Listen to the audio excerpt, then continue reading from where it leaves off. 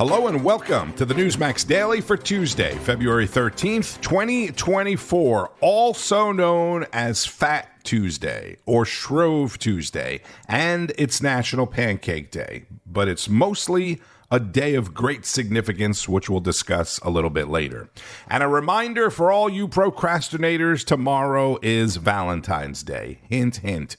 Flowers, gifts, dinner, whatever you're doing, you already know it's going to cost you more.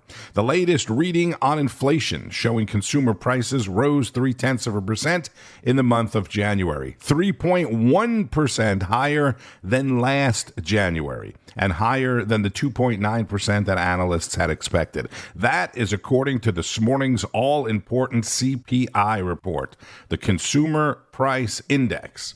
And stocks have hit the skids big time after 11 or 12 straight positive sessions. That is also likely to push back the Fed's timing on cutting any interest rates. The price of oil also on the rise today after Houthi rebels again fired on a cargo ship in the Red Sea, causing some damage to the ship. Yesterday, I intended to tell you that over the weekend, I paid $3.86 a gallon for premium as prices at the pump start inching higher again, but I only get to squeeze so much stuff in, I can't remember everything. The United States also took possession of a Boeing cargo plane in Miami yesterday that had been sold by a sanctioned Iranian airline to a Venezuelan company, which is in violation of federal export control laws. That, according to a statement from the Justice Department. This is a potentially huge story. Some reports are saying that members of the Iranian National Guard were on board, the Revolutionary Army. This needs much further explanation from the White House or the Pentagon or both. And I apologize. I'm going to be a little bit all over the place today because there is so much going on that most of the media is not going to give that much coverage to. The other big story, which I mentioned at the close yesterday, is the reaction by some in the media and some in politics to Donald Trump's NATO comments in South Carolina over the weekend. Donald Trump is taking the side of a thug who invaded a pro-American, freedom-loving country. And he's going to take that side over a friend? Nikki Haley campaigning in Elgin, South Carolina. That's not somebody who's going to prevent a war. That's somebody who's going to get us in a war. And that kind of rhetoric was unhinged. It made Joe Biden look sane. OMG, she even went for the Donald Trump is going to get us into a war. All right, more on the insanity from Rob Schmitt. Liz Cheney's dramatic response to Trump's comments. No sane American president would encourage Putin to attack our NATO allies. And we saw more of the same from the usual suspects. You know, it's almost unbelievable. It's an insanity to say that, because that is the existential crisis that the world faces right now. He's telling us that. Here he's telling us he's going to encourage Vladimir Putin, a former Russian, a Soviet enemy, Vladimir Putin, to just take over not only NATO, but not only Ukraine, but other NATO countries. And just to speak in very specific terms, that's talking about like World War III at that point. If you're talking about opening the door for Russia to go into Poland, Moldova, anywhere else, that becomes our third world war. Yeah. Brilliant analysis, as it always is. Does anyone actually believe that Trump was really inviting an attack by Russia on the West? Why is it the establishment in this country has no problem with a defense treaty made up of largely delinquent members? No problem with that at all. They never talk about it. But they absolutely lose it when somebody calls it out and makes an effort to improve it. And why is our country being run by people that have made us a doormat for wealthy nations like Spain, which can barely muster 1% of GDP to spend on its military while napping all afternoon? I played it yesterday, but here is Trump's comment again in case you missed it. And keep in mind, he's talking about a conversation that he already had several years ago, which has led to many NATO countries increasing their spending and contributing more. They asked me that question. One of the presidents of a big country stood up and said, well, sir, if we don't pay and we're attacked by Russia, will you protect us? I said, you didn't pay? You're delinquent?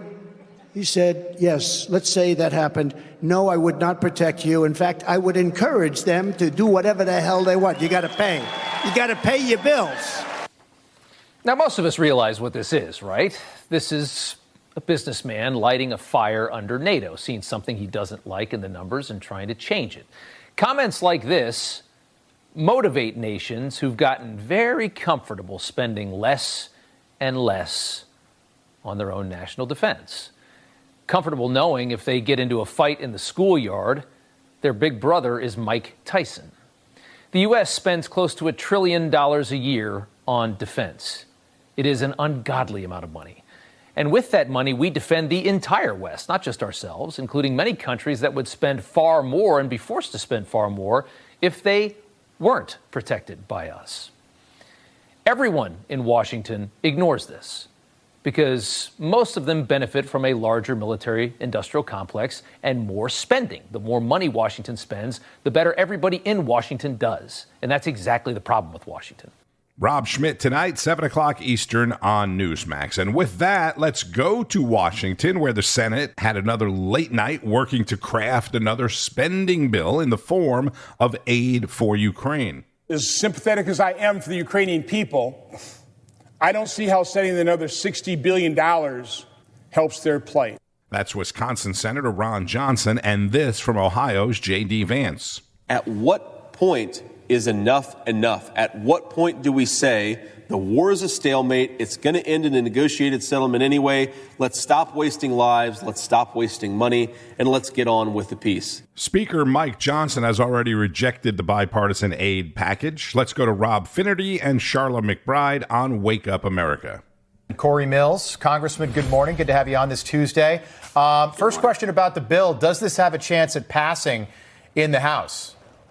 Well, I don't believe it does, and that's thankful to Speaker Mike Johnson, who said he's not going to even bring it to the floor. So I am hopeful this is dead on arrival. I think that the Senate's priorities are certainly not on America first. They're more on trying to secure everyone else's borders, to include Ukraine's, which we've already seen has got widespread corruption, and meanwhile prolonging a war that's actually costing more lives. And we've got 8.5 million people who are coming across our border, 1.8 million in gotaways, over 230 different nations who have crossed, 200 plus terrorists or individuals who are on terrorist watch lists. I mean, the list goes on, and you got Mayorkas, who has even said multiple times that our borders are secured and closed, which clearly are not. So I think this Senate bill is dead in the House. I don't think Speaker Johnson is going to bring it to the floor for a vote, but we are going to have a second bite at the apple when it comes to looking at how we secure our borders, because the H.R. 2, which is Secure the Border Act, has been sitting with the Senate for nearly a year now,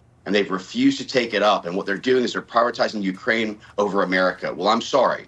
I was elected by the American people. That's who I represent. That's who I protect. And that's what my priority is. Yeah, Senator J.D. Vance brought up some text buried in the bill that requires funding for Ukraine well into the next presidential term. So Trump has made his stance on Ukraine aid very clear. Senator Vance calling it, quote, impeachment time bomb. Do you agree? I do indeed. And Senator Vance has done a great job of continuing to hold the line, which is not easy. Obviously, he doesn't have the votes to go ahead and push that through on his own. But I know that he stands for America first. He's right that this would absolutely try and mandate funding to Ukraine, which is something that no American, as you've seen, it's even in most polls, you see it's a unpopular favored thing when it comes to trying to continue support to Ukraine when it comes to finances. Look, we're at $34 trillion in deficit. Next year, we're looking at over $900 billion just in interest service payments. That is the equivalent of the entire national defense budget for the United States. We have to start prioritizing at home. We have to start looking at robust military. We have to start looking at securing our border. We have to start looking at economic growth strategies and getting back to energy independence. And we can't do that if our focus and priority is on securing Ukraine. That's Florida Congressman Cory Mills on Wake Up America this morning. And did you see that Mittens Romney said this Senate vote is one of the most important votes in the history of the Senate? In the history of the Senate. I mean, just think about that. The vote on aid for Ukraine is one of the most important in the history of the Senate. All right, the House is also expected to push forward on a second attempt at impeaching Homeland Security Secretary Alejandro Mayorkas for his handling of the U.S.-Mexico border, or lack thereof. The Department of Homeland Security sent a memo to House Republicans saying even some members of their own party have said there is no reason to remove Secretary Mayorkas from office. No reason? I don't know if impeachment is the right vehicle, but has there ever been a more clear case of someone not doing their job and not giving a flip about it? Except for maybe Vice President Kamala Harris, the border czar. This is Congressman Ronnie Jackson on Frontline with Carl Higbie. Kamala Harris, I mean, we all know this. She's a box of rocks. I tell people all the time, like, Joe Biden, is cognitively impaired, because of his age. But, Kamala Harris was born that way. I mean, she's just that way. Yes, that's the same Ronnie Jackson that was the White House chief medical advisor for multiple presidents. No one believes that Joe Biden is okay, and yet they keep lying to us. Yeah, no, Carl, everybody sees it right now. I mean, we've been saying it. I've been saying it for 3 years now. It's been increasingly obvious. The public has started to realize it over the last 3 years. Almost everybody thinks so now. We had this report that came out from the special counsel who documented it from an objective standpoint, from a completely different angle. He's an appointee of the Department of Justice of Biden's own DOJ, and he says so. And then Biden gets on TV to try to rebuff that and say, look, I'm perfectly fine to be your commander in chief and your head of state. And he just proves in real time that he's totally not fit for office. And so everyone sees, No, Congressman, you were the chief medical advisor to both Obama and Trump. Okay, politics aside, have you ever seen such a massive decline? No, I haven't, and that's a good point, Carl. I mean, I was at the White House for 14 years. I was with Bush, Obama, and Trump. I was there as an appointee, as on active duty as a physician, as the director of the White House Medical Unit, in the appointed position of the president for Obama. And I was there for 8 years, and I saw Biden in and around the White House, the Oval Office and the West Wing on a regular basis. And I just tell people, if you don't know how bad it is, I mean, most people do, but go back and look at video from him when he was very first vice president or prior to that, and compare it to video from now. It's not the same man. I mean, the degeneration is profound. And the fact that they think that he can finish this term and then do another 4 years after this, that's absolutely insane. Former White House chief medical advisor, Congressman Ronnie Jackson of Texas, on Frontline with fellow Navy veteran Carl Higbie. Frontline airs at 5 o'clock Eastern, by the way. For more on the same subject, let's go to Eric Bolling. Joining me now is former Housing and Urban Development Secretary and retired neurosurgeon Ben Carson. Dr. Carson, your thoughts on, well, the New York Times actually had a couple editorials come out over the weekend pushing back on Biden a little bit, but the LA Times says it's somehow a superpower. And if you watch MSNBC in the morning, Morning Joe, they took a different tack. They went right at Trump's mental acuity, which is kind of whataboutism. Sir, your thoughts? Well, first of all, age is probably not necessarily the right thing to look at. In medicine, we talk about the physiological age and the chronological age. Chronological age being the number of years consecutively. Physiological age being the age that you act or appear to be. There are some people who are 40 years old who act and appear to be 80 years old. There are some people who are 80 years old who act like maybe a 50 or 60-year-old person. So we really need to look at the right thing. It's not necessarily just the age. But what's very concerning to me about this situation is the people who are propping up Joe Biden. They know that he is not mentally competent. They also know that we have a raging war going on in Ukraine. We have big trouble in the Middle East. We have China potentially eyeing Taiwan. We have a whole series of problems in this country as well. You need an inspirational and intelligent leader in a situation like that. When things are falling apart, that's not when you put a puppet in there and try to hide what's going on. If you really have any concern whatsoever about the country and about its future. And I fear that many of those people who are propping him up do not have any good feelings about our nation. One of them being Dr. Jill Biden. I know why the aides and the You know, the donor, all those people, they painted themselves in the corner. They waited too long for this. And now they kind of have to stick with a guy unless they do a brokered convention. But Joe Biden is one who probably should at some point have stepped up or could step up and say, look, it's time. Pull the plug on this deal. Yeah. Well, he's wanted to be president for decades. And so don't expect him to give it up easily, regardless of whether it's good for the country or not. He wants to be the president, and his wife wants to be the first lady. Mm-hmm. Some of the people around him have got to just look themselves in the mirror and say, what are we doing? What are we doing to the future of our country? What are we doing for our children and our grandchildren? That is much more important than political power. Dr. Ben Carson, a potential vice presidential candidate on the balance with Eric Bolling. And what's funny, not ha-ha funny, but you can take what he said almost verbatim, at least the last couple of lines there, and plug it in to MSNBC or CNN, and that's exactly what they're saying about Trump and the Trump family with the whole save democracy thing, right? Yesterday, the former president asked the Supreme Court to extend the delay in the trial stemming from special counsel Jack Smith's election interference case. Trump is arguing that he has presidential immunity to protect him from prosecution, which I'm sure you know by now. West Virginia Attorney General Patrick Morrisey and Indiana Attorney General Todd Rokita weighed in on Monday's edition of National Report. I was really encouraged listening to the arguments and the responses by the justices.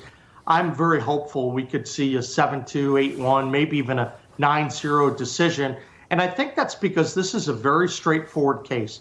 The Constitution is very clear, laying out the qualifications for individuals who are running for president and vice president, and it's a uniquely national office.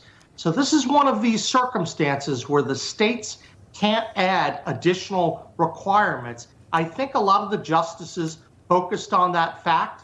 And I think there was also a bit of skepticism because President Trump and all the 91 indictments has not been indicted for insurrection. And the court expressed some concern about that and the fact that chaos, I think, would ensue if you have a wide variety of different standards being applied across the country. And I thought that the court was very concerned about that kind of dynamic emerging. Yeah, aside from not being charged again or convicted for insurrection, several state Supreme Courts have already tossed this. The only one that moved through a Supreme Court within the state was Colorado. Obviously, Maine did that through the secretary in that state. I wanted to move to Todd Rokita, if I can, Attorney General, if I can, in this legal briefing, and we have some of this too. You both signed on to it, and it reads, quote, "The Colorado court's decision will create widespread chaos. Most obviously, it casts confusion into an election cycle that is just weeks away. Beyond that, it upsets the respective roles of the Congress and the states and the courts," end quote. AG Rokita, your thoughts here? Do you think that point was made during these oral arguments? I'm sure you've listened along.